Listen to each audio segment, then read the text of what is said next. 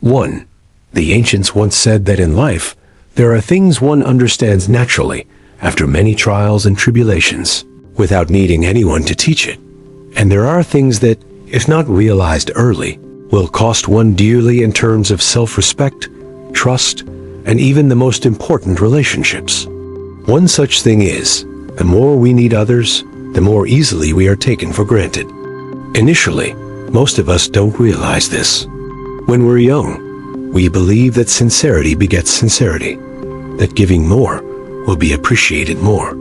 We think that if we're good enough, patient enough, and wholeheartedly devoted, others won't dare to look down on us or leave us.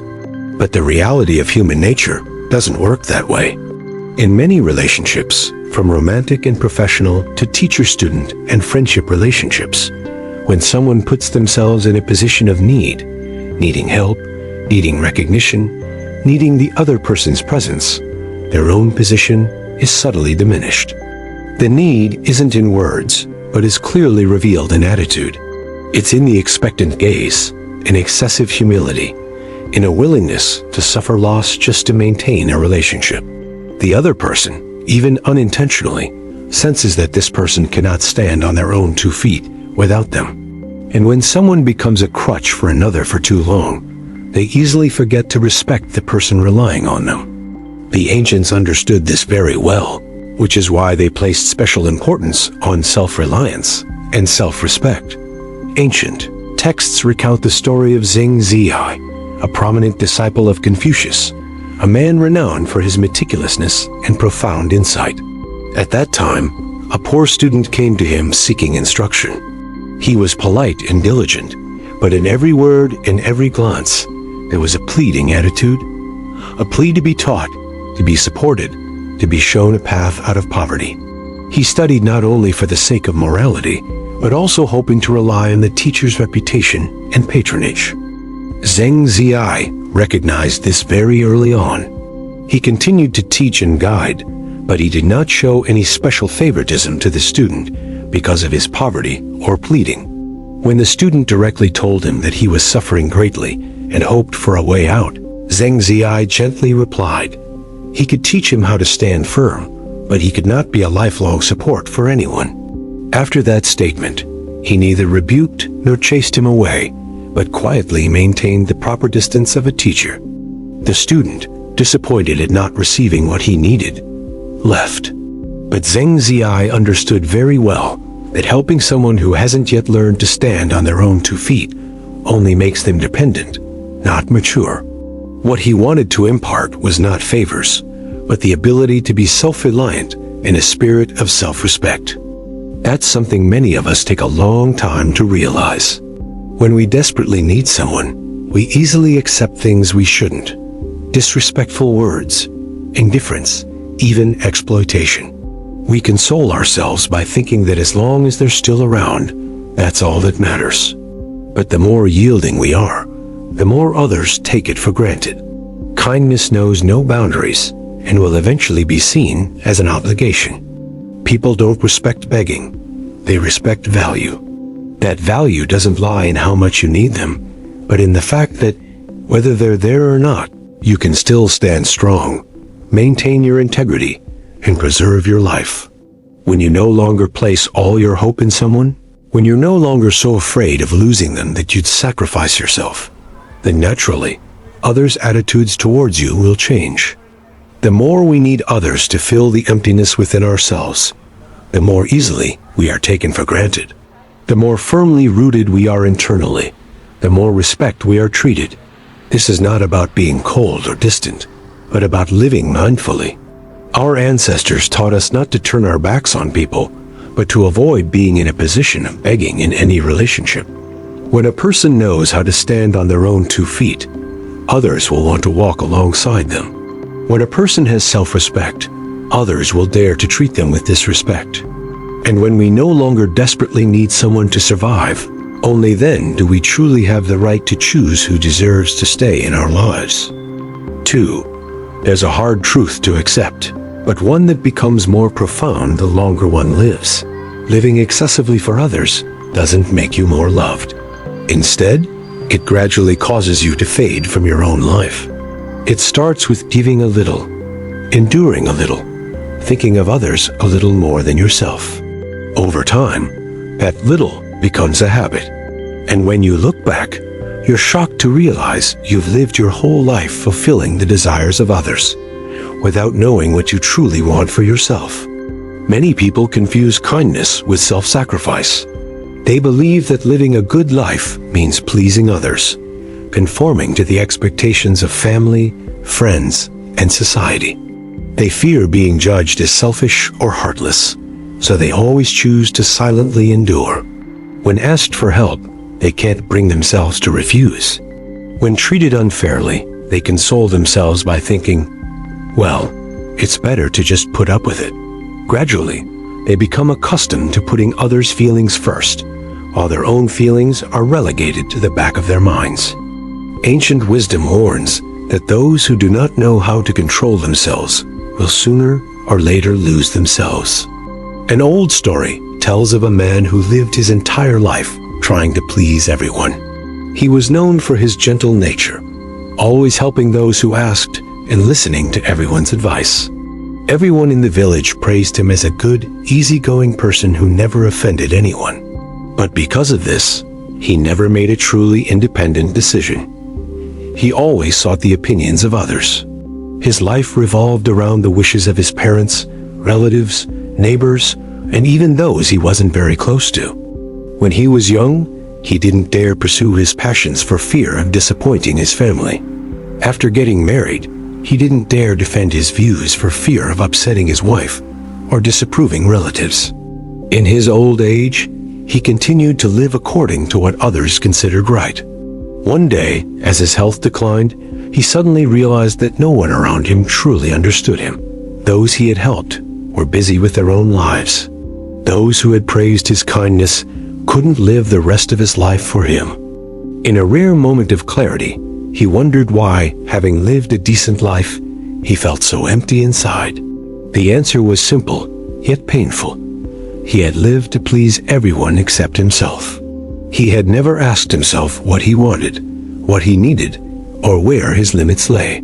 He equated the affection of others with his self-worth, forgetting that true value begins with whether one lives authentically. Living for others isn't wrong, but living for others to the point of denying your own feelings, desires, and boundaries is self-destructive. When you're always the one giving way, others get used to you giving way. When you're always ready to shoulder burdens, others forget that you get tired too. And when you stop speaking up for yourself, your voice will gradually become invisible. People are only truly respected when they respect themselves. This doesn't come from being rigid or cold, but from clarity. Clarity about what one can and cannot do. Clarity about helping out of willingness, not fear of being disliked. Clarity about the boundary between kindness and self-destruction. A person with boundaries is not someone who lacks love, but someone who loves wisely. The ancients taught that only those who know how to protect themselves can endure. A lamp that wants to illuminate others must first have its own oil. If you constantly burn yourself to please others, sooner or later the light will go out. At that point, not only will you fail to help anyone, but you yourself will also fall into darkness. Living for yourself doesn't mean turning your back on the world. It's about learning to listen to yourself, daring to refuse when necessary, daring to say no when things go too far, and daring to accept that not everyone will be happy with your choices. When you stop trying to please everyone, you begin to live authentically. And only when you live authentically does your kindness have value, because it comes from an intact self, not from a person whose image has been blurred by the expectations of others. 3. Kindness is inherently the most beautiful thing in human life. It makes the world less cold and brings people closer together. However, ancient wisdom has long warned that kindness without limits will sooner or later become a trap, not only for others, but also for oneself. When giving without knowing when to stop, kindness ceases to be a blessing and becomes the cause of hurt, resentment, and self-worth loss. Many kind-hearted people harbor a naive belief that if they remain good long enough, others will understand and appreciate them. Therefore, they help unconditionally, giving without expecting anything in return, readily sacrificing their time, effort, and even their own interests to please others. Initially, they receive thanks and affection. But gradually, these good deeds become taken for granted. Once accustomed to receiving, people rarely question whether they are receiving too much. The ancients told the story of a famous, skilled, and kind blacksmith. He lived in a small village, was highly skilled, worked carefully, and offered reasonable prices.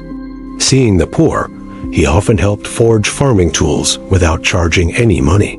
Initially, he helped one person, then two, and eventually, the whole village knew of his kindness. People sought him out not only for repairs, but also for new or additional tools, simply because he was kind and he couldn't bear to refuse. The blacksmith was initially happy. He believed that helping others was worthwhile. But then the workload increased, time for family dwindled, and his health gradually deteriorated. He no longer had enough time to accept well-paid orders from other places. Yet, whenever he considered refusing someone, he feared being accused of changing his ways, of people saying he was no longer as good as he used to be. So he continued working for free, continuing to persevere. One day, he fell seriously ill and was unable to work. At that time, those he had helped stopped coming to him. They found another blacksmith, paid someone else, and considered his past help a matter of course. In his illness, the blacksmith bitterly realized that his kindness had become something free, and when it was no longer free, it was immediately forgotten. Such stories are not uncommon in today's life. Many people are taken advantage of because they are too kind, and are looked down upon because they don't know how to say no. Unconditional kindness makes others see it not as a favor, but merely as an obligation. When you are always ready to help, others will no longer appreciate your time and effort. When you always say yes, your yes loses its value. Ancient wisdom teaches that giving is a blessing, but giving wisely is true wisdom. Those who know how to give, but don't know how to keep their generosity, will eventually run out. Kindness, when not placed within boundaries, becomes fertile ground for greed to flourish. Not everyone who receives help is grateful. Some only remember those who helped them this time, forgetting all the previous times. Others resent it when a friend stops helping, considering it betrayal. Limits don't make kindness cold. On the contrary, limits preserve the dignity of kindness. When you help within your capabilities, when you clearly state what you can and cannot do, others understand that help is a choice, not an obligation. Then, those who remain and appreciate you are the ones truly worthy of your kindness. A truly wise person is not someone who helps everyone, but someone who knows how to choose the right people to help at the right time and knows when to stop before they themselves are harmed. Helping others in a way that causes suffering is not kindness, but a lack of wisdom. The ancients called this compassion without wisdom, ultimately only bringing suffering upon oneself. Kindness is like water. Enough water sustains life, but an overflowing stream destroys it. When you give and feel weary, resentful, or hope for recognition, it's a sign your kindness has reached its limit. At that point, what you need to do isn't to keep giving, but to stop and reflect on yourself. You don't owe the world the need to sacrifice yourself to please everyone. You just need to live kindly to the best of your ability, and be wise enough not to let that kindness become a shackles binding you.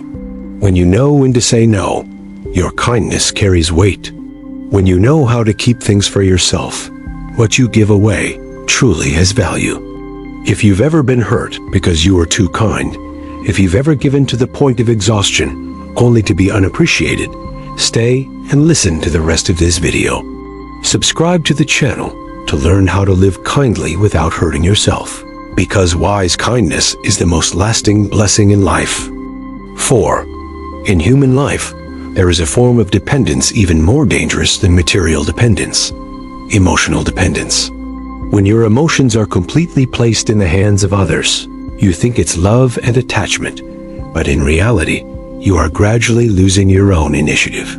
The ancients clearly saw this, which is why they taught that those who cannot control their own minds will sooner or later be led astray by circumstances and other people. Emotional dependence begins subtly. Initially, it's simply a desire for attention, recognition, and affection. Gradually, your happiness stems from the reactions of others, and your sadness is determined by their attitudes. A compliment can lift your spirits all day, while a cold glance can leave you uneasy all night. At that point, you no longer live by your own feelings, but by the emotions others have for you. The ancients once said, "Weakness isn't about being poor in money, but about being poor in self-control." When you're so afraid of losing someone that you don't dare express your true feelings, don't dare maintain your boundaries, you've put yourself in a weaker position. The other person, whether intentionally or unintentionally, senses this. And when someone controls your emotions, they also control the power in that relationship. There's a folk tale about a man who loved his wife so much that he lost himself. From the day he married her, every decision, big or small, in the house revolved around her feelings. He was afraid of upsetting her, getting angry, or leaving. Whenever there was a conflict, he was always the first to apologize, regardless of whether he was right or wrong. Whenever his wife was unhappy, he immediately blamed himself and tried everything to appease her. Initially, the wife was touched by his patience, but over time, that feeling turned into familiarity. Once familiar, it's no longer appreciated. The wife began to get more irritable and demanding, because subconsciously, she knew that no matter what, her husband would give in. The man lived in constant fear that if he didn't please her, the marriage would fall apart. The heartbreaking thing is that the more he feared losing, the more he lost his position. He was no longer respected as before, and his words carried less and less weight. It wasn't because he wasn't good, but because he had voluntarily given up his initiative. He handed over all his emotions, values, and inner security to others to hold. And when others hold on too much, they no longer feel the need to protect it. Ancient wisdom teaches that love without self-control ceases to be love and becomes dependence. Love is about two people standing firm together, not one clinging to the other for survival. When you need someone to feel valued, you lose your true worth. A person's value doesn't come from how much they are loved, but from their ability to live well, even without being pampered. Emotional dependence also causes people to lose their ability to choose. You don't dare leave relationships that hurt you, for fear of loneliness. You don't dare speak your true feelings, for fear of offending others. You don't dare set boundaries, for fear of being abandoned. And the more you do this, the deeper you get caught in a spiral of insecurity, doubt, and exhaustion. Wise people don't suppress emotions, but know how to channel them appropriately. They love, but without compromising their dignity. They care, but without letting fear control their actions. They understand that no one is responsible for their happiness except themselves.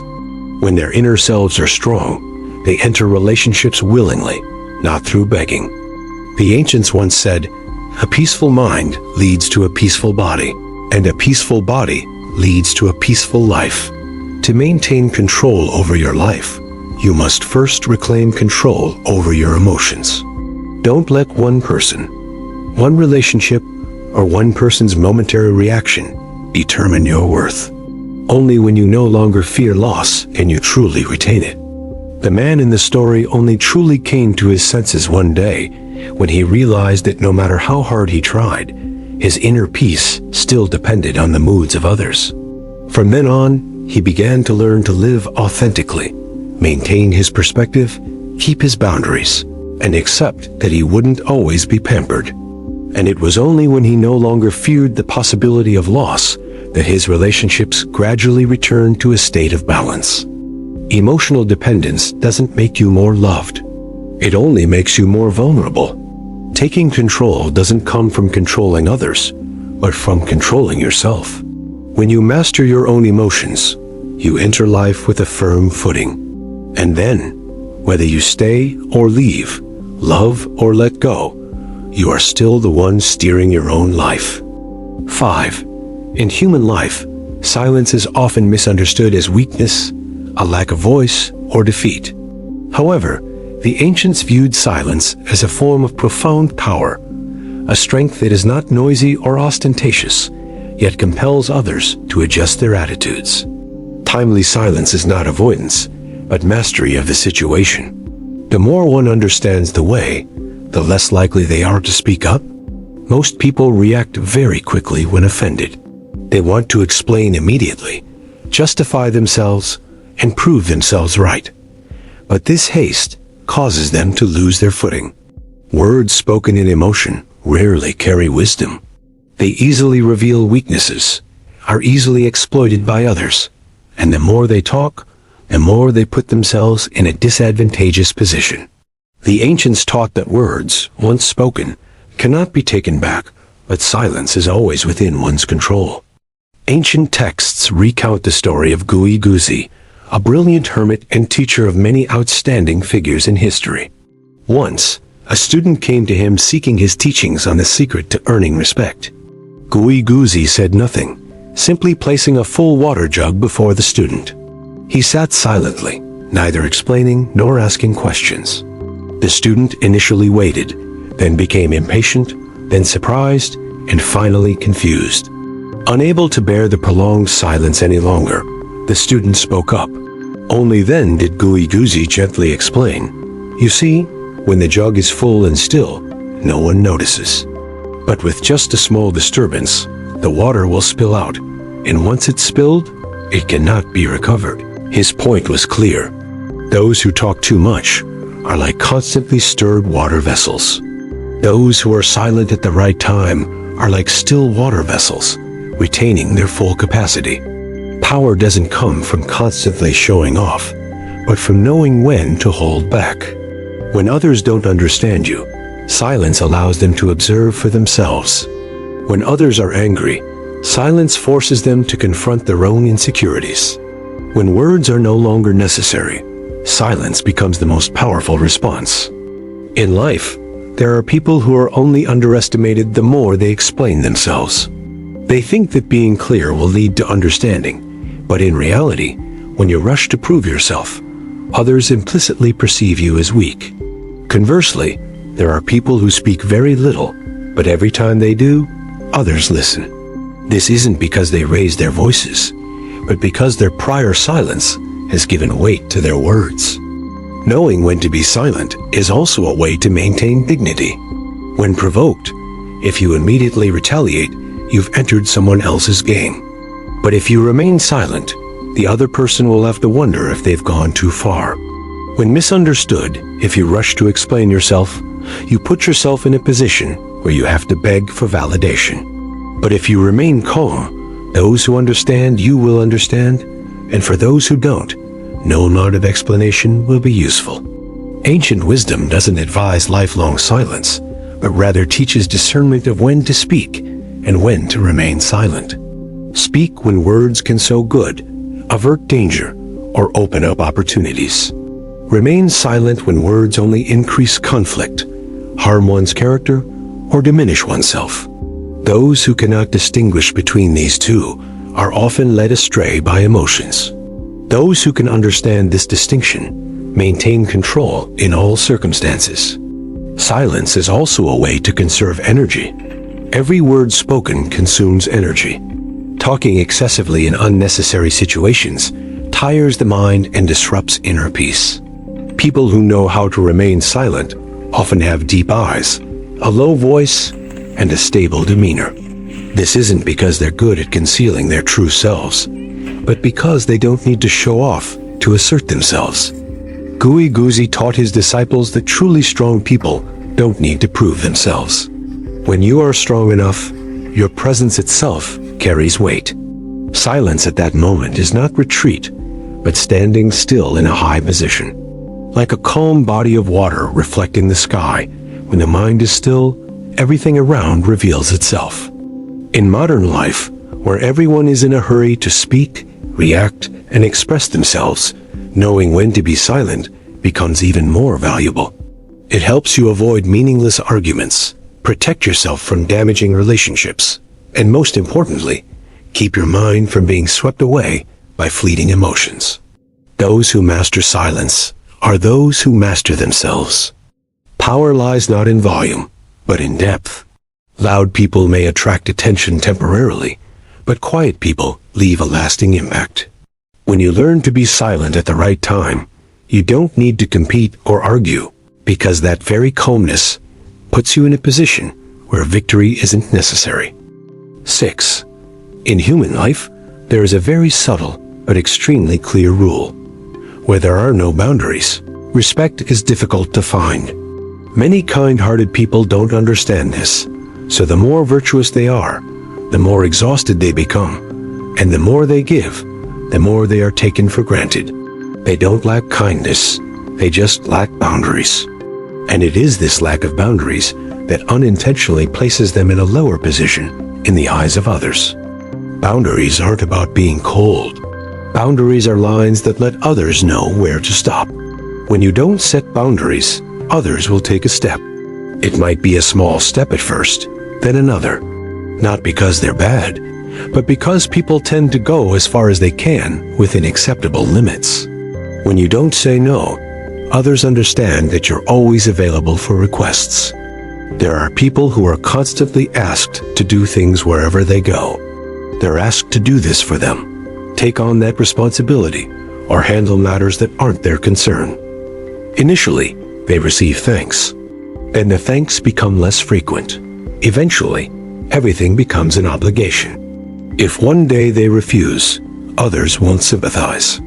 Instead, they'll be surprised, even annoyed, because in their eyes, that person is supposed to be doing those things. There's a folktale about a man who was always asked for favors. He was kind, compassionate, and always ready to help anyone who needed it. Neighbors asked him to babysit, and he did. Colleagues asked him to do chores, and he did. Relatives asked him to mediate conflicts, and he took on the responsibility. He believed that living this way would earn him respect. But as the years passed, he grew increasingly weary. He had no time for himself. His health deteriorated, yet the requests for help never diminished. Once, he fell seriously ill and was unable to help anyone. Those who had frequently asked for his help suddenly fell silent. No one inquired much about his well-being, and no one stepped forward to help him with the tasks he had once done for them. It was then that he bitterly realized that they were accustomed to his constant willingness, but not to appreciate him. His kindness wasn't wrong, but his lack of boundaries had made others forget that he, too, was a human being with limitations. The ancients taught that if you don't protect yourself, no one will protect you. When you don't protect your own time, energy, and emotions, don't expect others to do it for you. Respect doesn't come from endless tolerance, but from clarity. Clarity of how much you can help. Clarity of that you're not always available. Clarity of that your kindness is a choice, not an obligation. Setting boundaries is also a measure to distinguish worthy people. When you start saying no to unreasonable requests, some people will leave. That's not a loss, but a purification process. Those who only come for their own benefit won't tolerate boundaries. Those who truly value you will understand and respect those limits. As a result, the remaining relationships become gentler and more genuine. Many people are afraid to set limits for fear of offending others. But remember, without limits, sooner or later, you will lose yourself. You will lose time, energy, and the joy of living. When you are exhausted, no one can live that part of your life for you. The ancients said, "A wise person preserves their strength before their reputation." Because reputation can fade, but strength and spirit, once depleted, are difficult to replenish. Setting boundaries doesn't need to be done in a harsh tone. It's demonstrated through a steady and consistent attitude. When you say no, say it calmly. When you refuse, refuse firmly. There's no need for excessive explanation. Those who need to understand will understand. For those who don't want to understand, no amount of explanation is needed. Every time you maintain a boundary, you're teaching others how to treat you. People who set boundaries are often initially perceived as difficult, but over time, they gain respect because others know they cannot arbitrarily cross those boundaries. Conversely, people without boundaries may be asked of many, but rarely receive genuine respect. They are like an open door. When it's been open for too long, no one knocks anymore. Setting boundaries is a form of self-respect. Self-respect doesn't distance you from others. It helps you stand firm among them. When you stand firm, others will dare to stand alongside you. When you constantly bow down to please others, they will become accustomed to being superior to you. That's a very cold but very true rule of life. If you feel overwhelmed by requests for help, exhausted by a lack of respect for your time and feelings, stay and listen to this video. Subscribe to the channel to learn how to live kindly but with limits, because only when you know how to control yourself will the world learn to respect you. 7. In human life, distance isn't always about coldness and aloofness. On the contrary, the right distance is what keeps relationships strong and respect intact. Our ancestors understood early on that too much closeness breeds familiarity. Too much familiarity breeds contempt, and contempt makes it difficult to maintain respect. When people lose the necessary distance, contempt arises subtly, sometimes without even realizing it. Many kind-hearted people make a big mistake. They think that closeness is good, intimacy is sincerity, so they try to erase all boundaries. They readily blend in, share everything, and lower their own role so that others feel comfortable.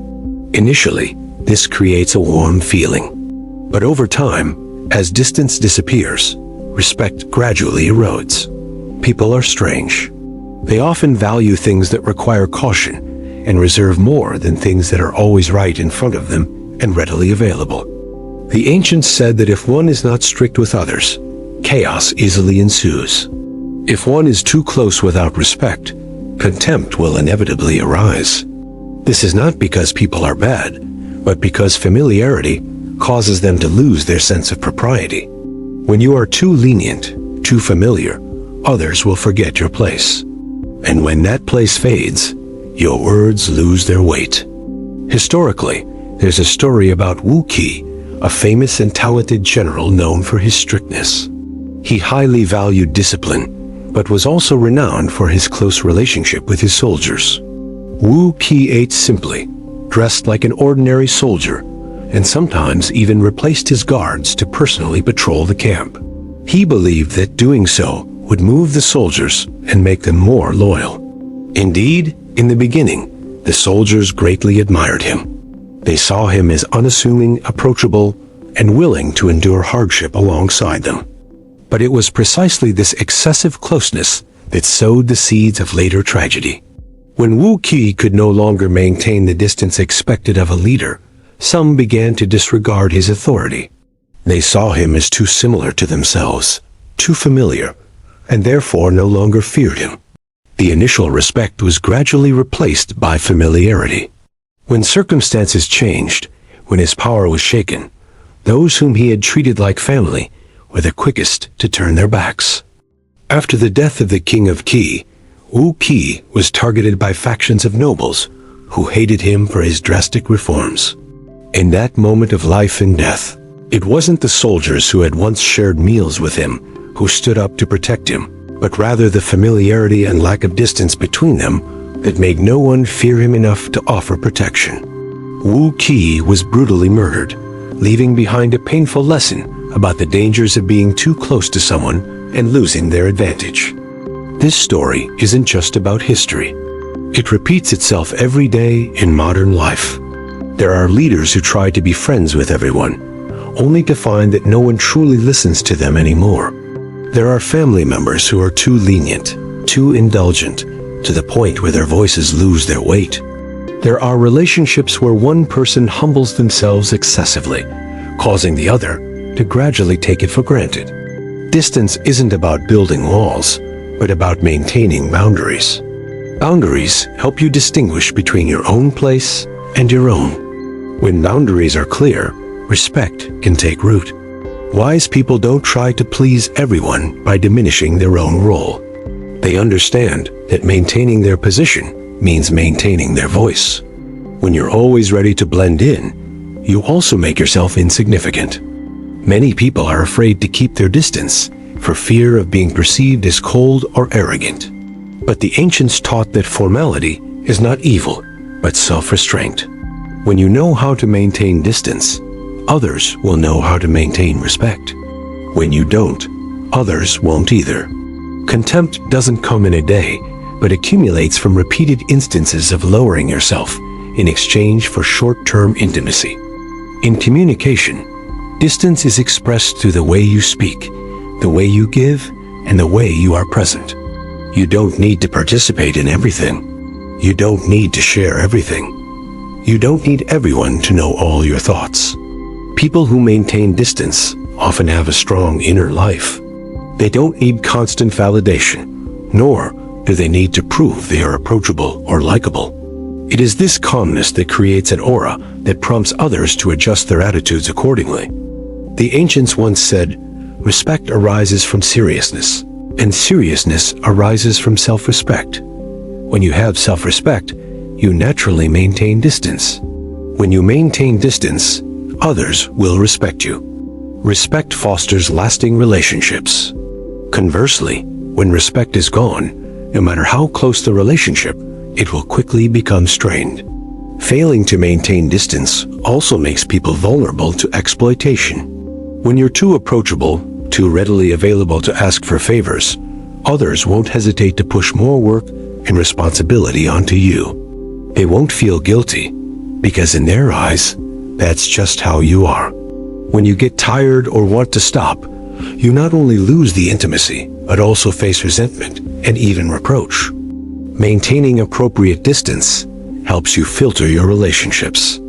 Those who prefer easygoing relationships will leave when boundaries are reached. Those who truly respect you will stay and adjust. As a result, your life becomes lighter, less chaotic, and the remaining relationships are of higher quality. Wu Qi was a talented man, but the lesson he left behind reminds us that talent without maintaining composure is difficult to sustain. Being close without keeping a distance easily leads to contempt. In life, there's no need to become distant, just serious enough. There's no need to be cold, just clear. When you stand in your right place, others will naturally stand in theirs. Maintaining distance is about self-preservation. It's not about being superior to others, but about avoiding being dragged down to the lower levels of contempt. When you learn to stand still, not chasing cheap intimacy, not sacrificing self-respect for closeness, you'll see something very clearly. Respect doesn't need to be asked. It comes naturally when you know how to maintain the right distance in all your relationships. 8. In human life, there's a paradox that deeply saddens many kind-hearted people, yet is difficult to put into words. That is, the more we try to please others, the more likely we are to be looked down upon. Initially, we think that patience will bring harmony and compliance will earn us goodwill. But the deeper we delve into life, the more we realize that respect doesn't come from how much you make others happy, but from how much of your own value you uphold. Many people live in fear of being disliked. They fear disapproving glances, complaints, and being judged as difficult or selfish. Because of this fear, they choose to comply. They try to fulfill everyone's wishes. If others are unhappy, they blame themselves. Over time, they turn pleasing others into a way of life, without realizing that this is subtly lowering their own standing.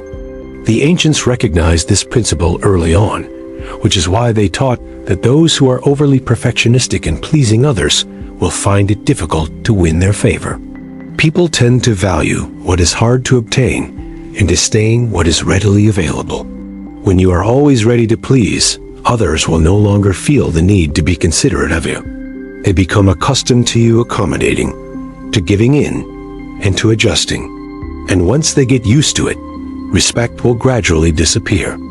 Historically, there's a story about official Trong Trong, a renowned figure known for his gentle nature, skillful diplomacy, and unwavering efforts to please everyone. Serving in the imperial court, he avoided animosity and always chose a conciliatory approach. He never challenged the opinions of his superiors, nor refused the requests of his colleagues. He often overlooked the wrongdoings of others to maintain harmony. Initially, Trong Trong was praised for being approachable and considerate, but as time went on, he was increasingly disregarded. Those who had once sought his help began to view that help as an obligation. Those he had once shown lenience towards began to take advantage. When responsibility arose, they pushed it onto him. When there was profit to be gained, they cast him aside. Trong Trong gradually became someone who did a lot, but was nobody respected. One day, a major event occurred in the court that required a decisive decision. Zhang Zhang, as usual, offered his moderate opinion, hoping to maintain peace. But this time, no one listened to him. His words carried no weight. Others, accustomed to Zhang Zhang's accommodating nature, no longer considered him a reliable support when decisions needed to be made.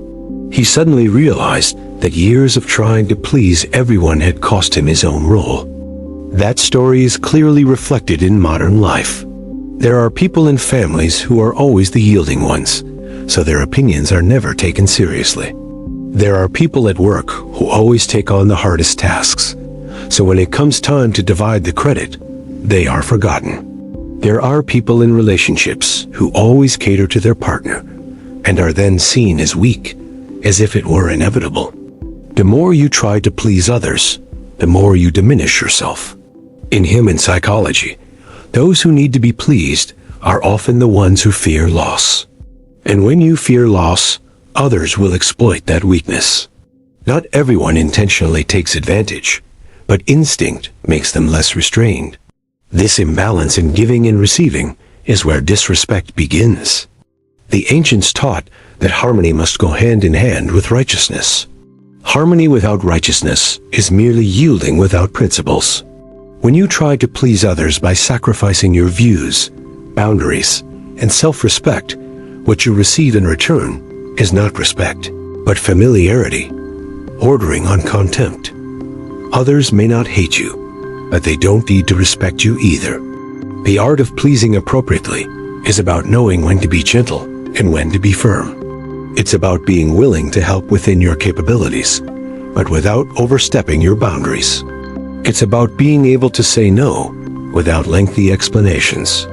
Those who maintain this balance often don't get along with everyone at first, but in the long run, they earn respect. Quan Trong Trong only understood this towards the end of his life. He began to change, standing firm in his principles, clearly stating what he agreed and disagreed with. Although he was no longer praised for being as agreeable as before, those who remained by his side respected him. He no longer had to strain himself to please everyone, nor was he pushed into unfair situations as before. The ancients said that a respected person is not someone who always tries to please others, but someone who makes others hesitant to act presumptuously. This hesitation doesn't come from power or aggression, but from the character of a person who knows how to restrain themselves. When you stop trying to please everyone at all costs, you have a chance to be treated fairly. In life, there will always be people who are dissatisfied with you, no matter how hard you try. So instead of living to please everyone, live in a way that doesn't betray yourself. When you stand firm in your values, others will either leave or learn to respect you. And that's when you break free from the vicious cycle of trying to please others only to be disrespected, and move into a lighter, clearer, and more meaningful state of life. 9. In life, many people believe that simply being readily available when others need them will automatically earn them respect. They think that dedication will lead to position and sacrifice will bring value. But reality often goes in the opposite direction. The more readily available a person is, the more likely they are to become redundant. Being ready is initially a beautiful virtue. It demonstrates responsibility, goodwill, and kindness. But when that readiness is boundless and unconditional, it gradually transforms into a passive state. You are no longer invited because of your value, but rather someone who is automatically assumed to be present. And once you become automatically assumed, you are no longer considered necessary in the true sense of the word. The ancients said, "Things that come easily are not valuable." The same is true for people. When you are always readily available, without anyone waiting or considering your needs, your presence gradually loses its weight. Not because you become less capable, but because you have made yourself too easily obtainable. The story of a young man named Hao is a prime example. Hao was kind and hardworking. He was always there to help anyone in the group who needed it. When they moved house, Hao came. When there was an urgent task, Hao did it for them. When there was a shortage of staff, Hao volunteered. Initially, everyone appreciated him and praised him for being kind and amiable. But gradually, that appreciation turned into habit. When there was work to be done, people no longer asked Hao if he was free, but simply thought, "Just call Hao." When Hao refused because he was tired, people were surprised, even annoyed. Some even said, "You can't even help with this one thing?" At that moment, Hao suddenly realized, in the eyes of others, he was no longer a helper, but a readily available tool. The most painful thing was when Hao faced difficulties. He needed support, but those who had asked him for help were busy or only offered half-hearted assistance. No one proactively stepped forward like he used to. Hao felt empty and wronged. He had given so much, but when needed, he wasn't in a position to be prioritized. The problem isn't about kindness, but about Hao not setting limits. When you're always available, you're unconsciously sending a message that your time is worthless. Your energy doesn't need to be respected. Others don't need to choose you, because you're always there. And when there's no choice, people won't appreciate you. In psychology, there's an unwritten rule. Value is linked to scarcity. People who aren't always present, but when they are, they make a difference, and are often remembered and respected more than those who are always around. It's not because they're aloof, but because they know how to maintain their energy and position. The ancients taught, a virtuous person does not fill the voids of the world with their own body. Because if you always stand in empty spaces, you will no longer have a place of your own. You become a secondary part, not the core. When you are gone, others can find a replacement, because you never made them appreciate your presence. After a period of exhaustion, Hao began to change. He learned to slow down, not responding to every request immediately. He considered which tasks were truly necessary and which were merely a habit for others. Initially, some were annoyed, some kept their distance. But it was at that moment that Hao realized who truly valued him and who only valued the convenience he provided. When Hao was no longer always available, his acts of help became more valuable. Others started asking first, thanking him more often, and being more cautious. Hao didn't help less, but helped more effectively. And most importantly, he no longer felt used.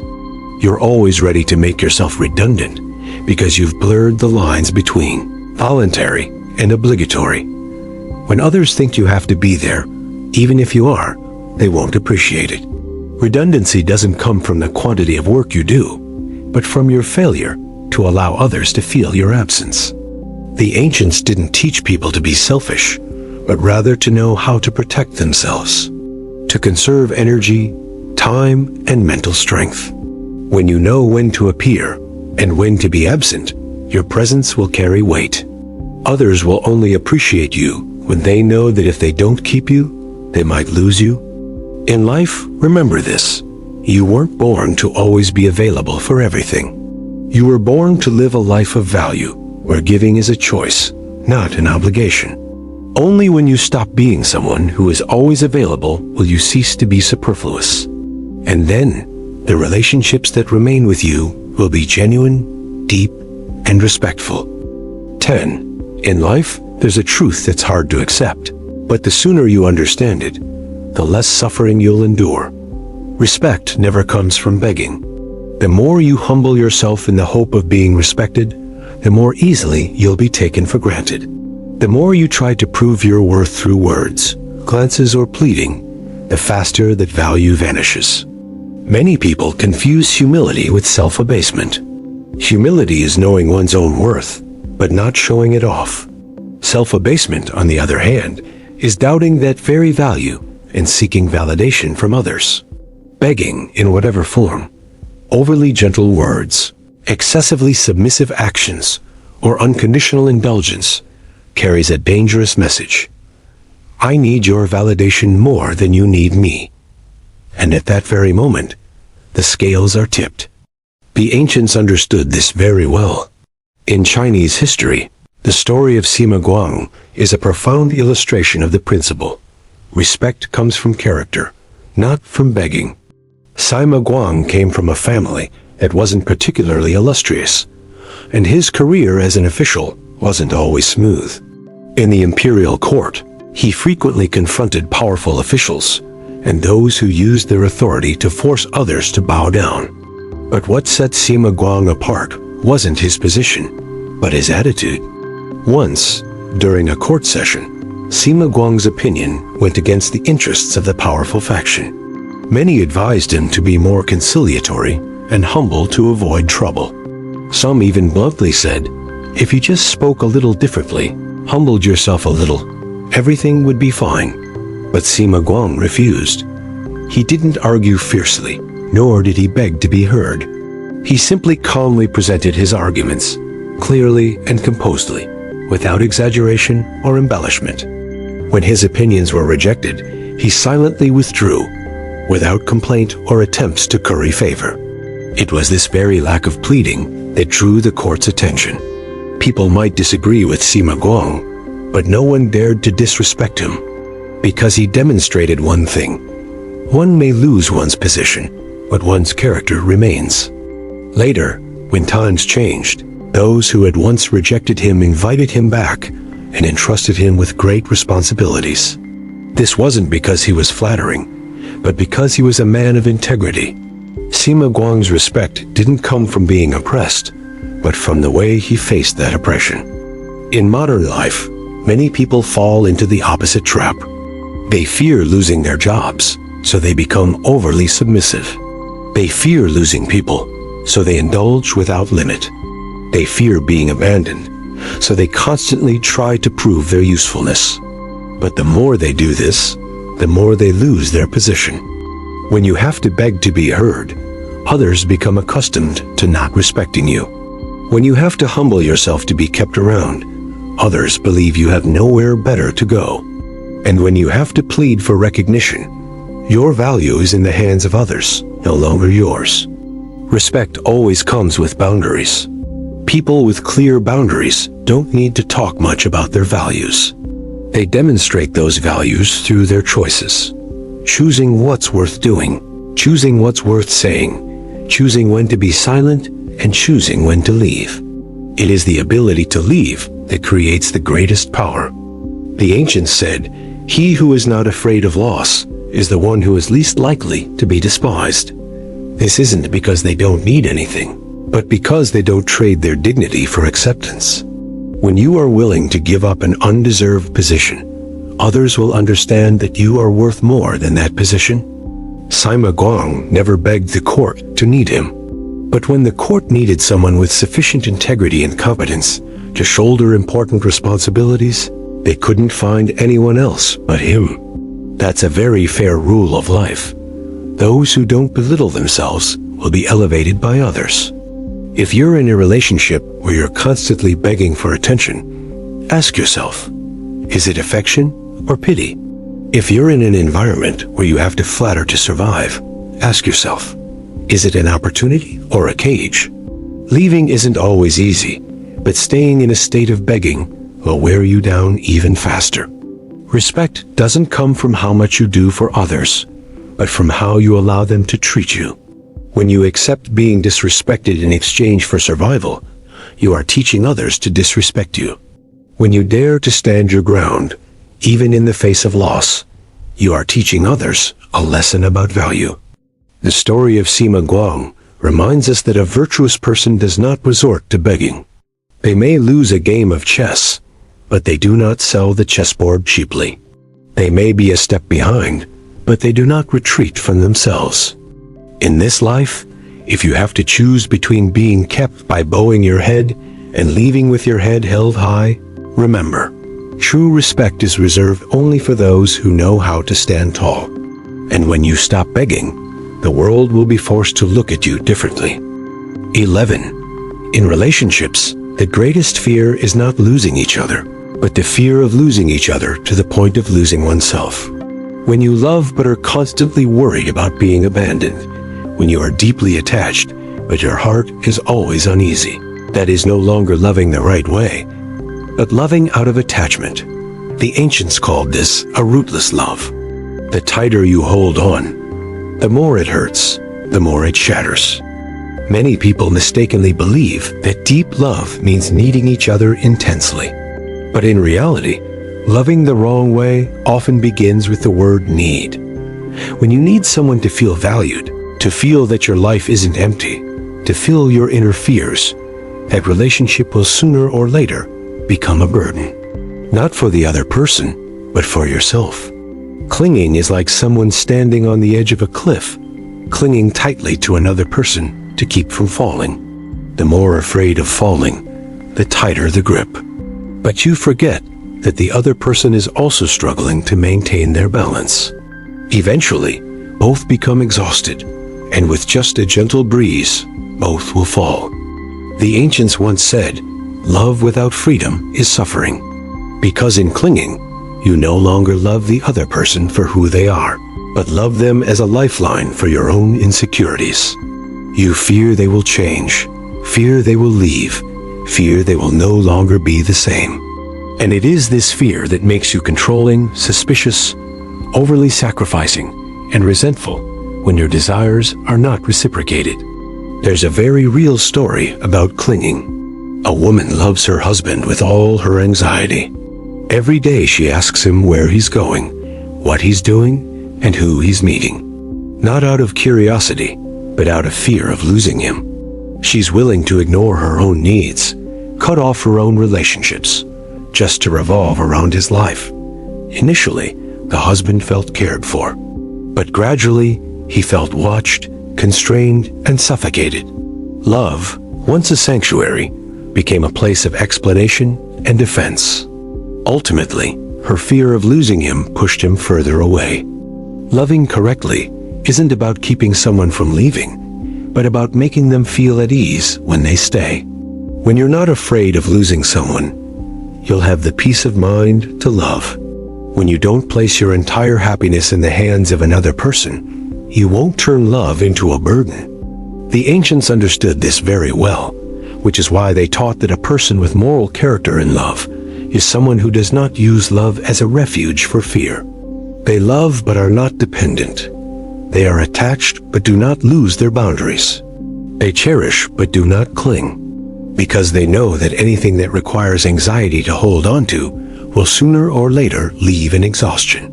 The fear of losing others is essentially a fear of confronting the emptiness within oneself. When alone, feeling empty. When unloved, feeling worthless. When alone, feeling insecure. It's easy to cling to a relationship to avoid returning to oneself. But no amount of affection is enough to heal someone who refuses to stand on their own 2 feet. Love is the meeting of 2 people who are relatively complete, not the clinging of 2 people who are lacking something. When both need each other to survive, the relationship is very fragile. If one side weakens, the other will panic. And in panic, people are most likely to hurt each other. A truly loving person understands that if the other person leaves today, they might still hurt, but they won't collapse. They still have their own life, their own value, their own path. It is this lack of fear of loss that creates true respect in a relationship. Because the other person stays, not because you're holding them back, but because they want to. The ancients said that true love lies not in holding on, but in not needing to hold on. When you stop clinging, stop controlling, stop worrying excessively, feelings naturally become lighter. And paradoxically, when you no longer fear losing someone, you become harder to lose. Because people only leave when staying is too burdensome. If you're in love but constantly afraid, stop and ask yourself, are you truly in love with the other person? Or are you running away from your own insecurities? Loving correctly begins with learning to stand on your own 2 feet. When you're no longer afraid of losing someone just to survive, only then will you truly know what love is. 12. In life, there's a quiet way of living that can easily lead to heartache. Living to be a backdrop for others. Initially, it's done out of kindness, believing that supporting others is a way to maintain relationships. But gradually, as one becomes accustomed to standing in the background, they are seen as merely a default backdrop, something that's neither essential nor particularly important. Ancient sages saw this early on and left behind many stories that prompt reflection. The story of Liu Hao is a prime example. Liu Hao was a talented and virtuous man, but he harbored a misguided belief. He always believed that if he quietly did his best, without seeking credit or standing out, he would eventually be recognized. Therefore, in everything he did, he always stayed in the background, shouldering the difficult tasks and letting others take the credit. When there were achievements, he let others take the credit. When mistakes occurred, he stepped in to bear the consequences. Initially, people appreciated him. They said Liu Hao was a good and trustworthy person. But as time passed, that appreciation gradually turned into habit. People became accustomed to having Liu Hao clean up after them. They became accustomed to him solving problems. So accustomed that when he was gone, they realized something was missing, but no one thought about keeping him in the position he deserved. One day, when the imperial court needed to appoint someone to an important position, Liu Hao's name was not mentioned. The person chosen was someone who had often stood in the spotlight, even if his achievements were inferior. When Liu Hao questioned this, he only received the same familiar words. Everyone praised him. Everyone said he didn't care about fame or fortune, and those very words of praise became the reason he was left behind. Liu Hao then realized a bitter truth. When he always played a supporting role so others could shine, their eyes would become accustomed to looking forward, never turning back. Not because they were bad people, but because people easily forget what is always there without asking for it. The ancients taught that humility is a virtue, but self-denial is no longer humility. Those who know how to maintain their position will be respected. Those who always retreat will gradually be pushed aside. If you remain in the background for too long, others will assume you were born to stand behind. And when you want to step up, they will find it unfamiliar. In modern life, this story repeats itself in many forms. Some family members always give in and shoulder all the burdens, only to find themselves exhausted and unappreciated. Some at work always handle the difficult parts silently, only to realize they were never truly appreciated when overlooked. Some in relationships always sacrifice, always standing behind their partner's success, leaving only emptiness when their partner turns their back. Being a stepping stone for others doesn't make you nobler if it stems from a fear of being left behind or a silent desire for recognition. The ancients said, a virtuous person helps others rise, but doesn't bury themselves. Helping is a choice, not destiny. Yielding is an act, not a status. A person's value doesn't lie in whether they stand before or behind others, but in whether they have the right to choose their own place. When you don't dare step into the spotlight for fear of overshadowing others, you are actually denying your own light. And when you deny yourself for too long, others will do the same. The lesson from Liu Hao is not about competing or showing off, but about being present at the right level. Good deeds should be seen. Contributions should be recognized. Not to be better than others, but to avoid being forgotten. Those who know how to stand in their rightful place don't harm anyone. They simply no longer allow themselves to be overshadowed. In this life, if you always find yourself in the background, always the supporter, always the crutch that no one remembers, stop and ask yourself, am I choosing to step back, or am I afraid to step forward? When you dare to step out of the background role, the world will have a chance to see you. And when you respect yourself, others will begin to do the same. 13. In all human relationships, there is an intangible yet decisive factor: reputation. Reputation doesn't come from words or titles, but from self-respect. When a person maintains self-respect, they naturally possess boundaries, principles, and a demeanor that commands caution and respect from others. When self-respect is lost, reputation also vanishes, no matter how skillful that person may be. Many people think that reputation can be built through cleverness, by pleasing others, by saying what others want to hear. But the ancients saw clearly that reputation only stands firm when people do not sell themselves short for short-term gain. Self-respect is the foundation that prevents people from sliding into compromises that earn them contempt from others. The story of a business broker is a very real-life example of this. This person was intelligent, had good communication skills, and a wide network of contacts. Initially, he worked very honestly. He completed every task he took on and kept his promises. As a result, clients trusted him and referred others. His reputation was built on small things like being punctual, keeping appointments, and fulfilling his promises. But once he gained some recognition, greed began to creep in. He thought that if he spoke a little more skillfully, promised a little more, he would close more deals.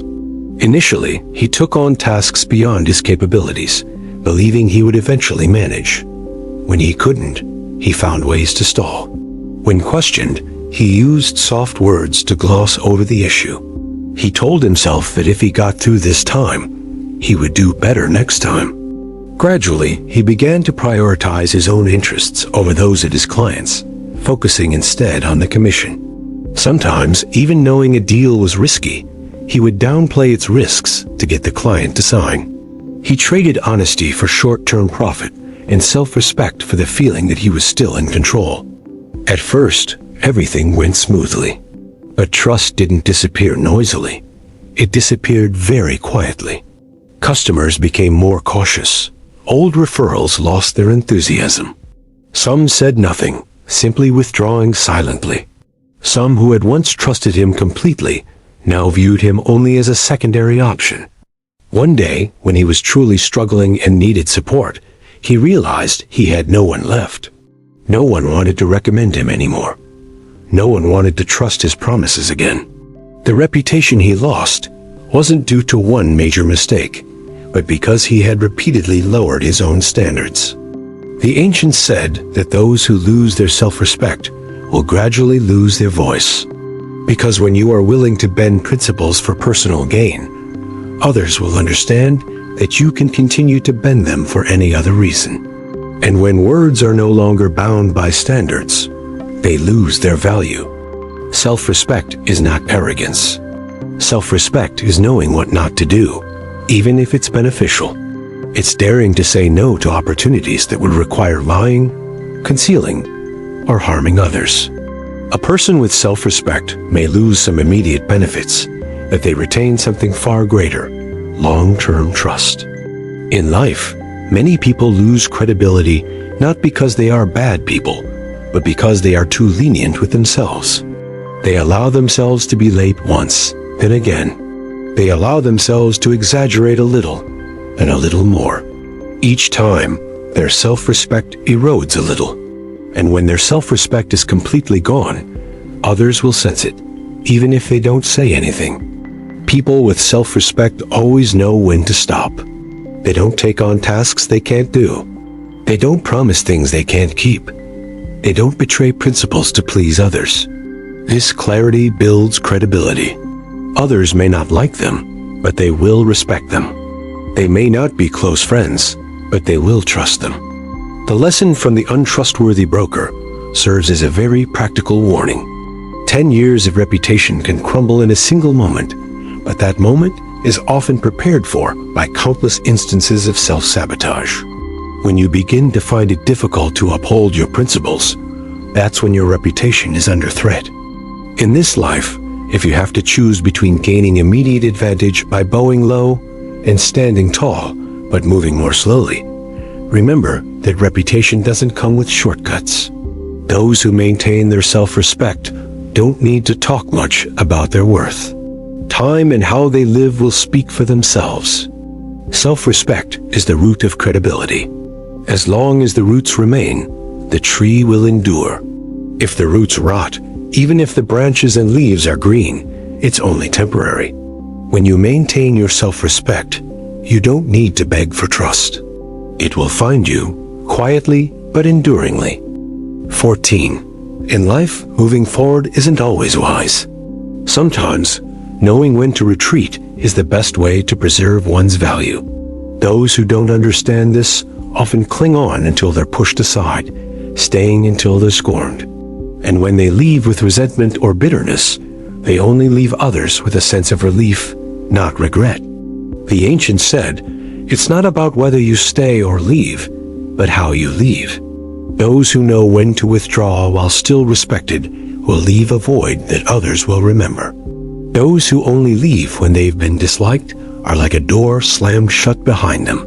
No one will look back. The story of an employee who quietly resigned is a very real-life example.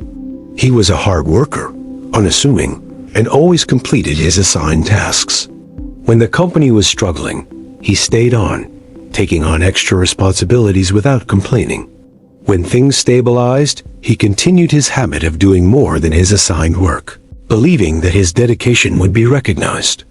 But as time went on, that dedication became taken for granted. His part-time work was no longer seen as an effort, but as an unspoken obligation. Thanks became less frequent. New opportunities didn't come his way. When mistakes were made, he was the first to be pointed out, because everyone was used to him, always being there to fix them. He started to feel tired, not because of the hard work, but because he felt he was being overlooked. But he still tried to stay, partly out of a sense of responsibility, partly in the hope that if he tried a little harder, things would change. He didn't know that when someone gets used to your presence, they rarely appreciate it naturally in return. One day, he decided to quit. No fuss, no complaints, no boasting. He handed everything over neatly, said thank you, and left. No one expected him to leave, because everyone was used to him always being there. After he left, the voids began to become apparent. The work he had quietly shouldered was no longer being completed. Small problems that used to be solved quickly now became complicated. People started mentioning him in meetings, not with contempt, but with regret. Only then did they realize the value of the man who had left. If he had stayed a few more years, he would most likely have left in frustration or been quietly pushed out. And then his departure would have left no mark. It was his timely withdrawal that preserved his image. The same applies to relationships. Some relationships no longer nourish you, only wear you down. If you keep clinging on, trying to fulfill your obligations, enduring everything to the fullest, one day you'll run out of steam, and your departure will bring hurt and resentment. But if you withdraw while your heart is still calm, before saying harsh words, you'll leave the other person with an unanswered question. And that question is what will make them remember. The ancients understood very well the weight of a dignified withdrawal. A virtuous person does not stay where they are no longer valued, nor do they wait until they are driven away before leaving. They depart while maintaining their composure, leaving behind just enough space for others to realize the value they have lost. Retreating at the right time isn't giving up, but self-preservation. It's understanding that your value doesn't lie in clinging on, but in your right to choose whether to stay or leave. When you leave quietly, without complaining or grumbling, you retain your peace of mind and leave others with a sense of regret. In this life, not everyone who leaves is remembered.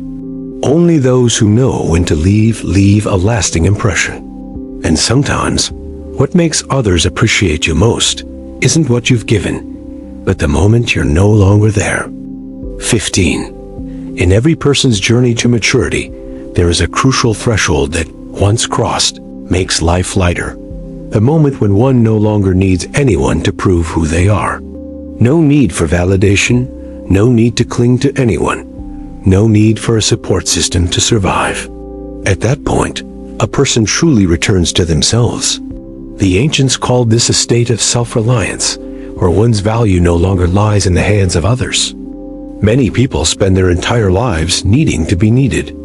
They need to be loved, to be recognized, to be relied upon, to feel important. When these needs are not met, they become confused, hurt, and even lose their way. But they don't realize that this very need is the chain that binds them to the gaze and attitudes of others. The story of Old Man Kian and Vibong Hakeo is a profound illustration of this transformation. Vibong Hakeo was a talented individual who had worked in a highly competitive environment. He was accustomed to proving himself, pleasing his superiors, and maintaining relationships to avoid being left behind. His life revolved around the opinions of others. Every compliment uplifted him. Every cold glance made him uneasy. After a major setback at work, Wang Hao lost everything he had ever held onto. His position was gone. His relationships had drifted apart. In his moment of greatest despair, he met Old Man Jing, a simple man living in the mountains who spent his days tending his garden, reading, and drinking tea. He had no status, no great wealth, but his eyes were remarkably serene. Wang Hao asked the old man a question that had always weighed on his mind. Why did he live such a simple life, yet still find peace? The old man just smiled and said that when we don't need anyone's approval, we have time to live our own lives. Needing others means giving them the power to judge. When you no longer need it, that power returns to your own hands. Old Man Qin once had a youth similar to Vibong Hakeo's. He had struggled, competed, and feared being abandoned. But after losing those external things, he realized he was still whole. No one needed him, but he still lived. No one praised him, but his heart remained at peace. From then on, he stopped seeking need in the eyes of others and began to live according to his own rhythm. As Wang Hao stayed with the old man for a while, he gradually realized the truth. The old man wasn't lonely because he didn't need anyone to fill the void. Relationships came to him naturally. People stayed because they liked his presence, not because he needed them. It was this lack of need that created a strange attraction. The ancients said that only those who don't need anyone to exist are truly free. Because when you need someone, you fear losing them. When you fear losing them, you easily compromise. When you compromise too much, you lose yourself. But when you don't need someone, you can choose. Choose to stay. Choose to leave. Choose to say yes. Choose to say no. Every choice stems from clear thinking, not from fear. Not needing anyone doesn't mean closing your heart or denying feelings. It's a state where you can love without dependence, be committed without losing yourself, and be alone without feeling empty. When you are fulfilled inside, the comings and goings of others no longer determine your value. Old Man Jing taught Wang Hao a very simple lesson. When you stop trying to be needed in someone else's eyes, you begin to become important to yourself. And when you are important to yourself, others will naturally look at you differently. Finally, Wang Hao left the mountain, carrying no grand advice, only a change of heart. He no longer chased for recognition, no longer feared being left behind. He worked with composure, spoke just enough, and maintained a reasonable distance. Strangely enough, it was at that very moment that he earned more respect than before. The lesson from Old Man Qin is not about leaving the world, but about letting go of dependence. When you don't need anyone to support your values, you are truly yourself. And when you are yourself, life naturally becomes lighter, deeper, and more peaceful. At the end of these reflections, we will see a common thread running through them all. The respect of others doesn't come from how much you give, how humble you are, or how much you need them. It only appears when you stand firmly on your own 2 feet, not from being cold or distant, but from having enough inner strength to avoid losing yourself. Many people live their entire lives in a misunderstanding. They think that the kinder they are, the more valued they will be. The more they sacrifice, the more they will be kept. The more they need others, the less likely others are to leave. But the reality is often the opposite. When you are too needy, you put yourself in a lower position. When you give without limits, you teach others how to use you. And when you compromise boundaries to maintain a relationship, you are silently saying that you are not that important. The ancients understood this principle very well, which is why they taught that a virtuous person does not live to be loved by everyone, but to avoid self-contempt. Standing firm doesn't need ostentation. It's demonstrated by knowing who you are, how much you can endure, and what you will not accept. When you have clear boundaries, others will adjust their treatment of you, not because they become better, but because they sense your true character. Standing firm doesn't mean being alone. Those who stand firm still love, still help, and still remain committed. But their giving doesn't stem from fear of loss, but from willingness. They help because they want to, not because they need recognition. They stay because they cherish, not because they fear being abandoned.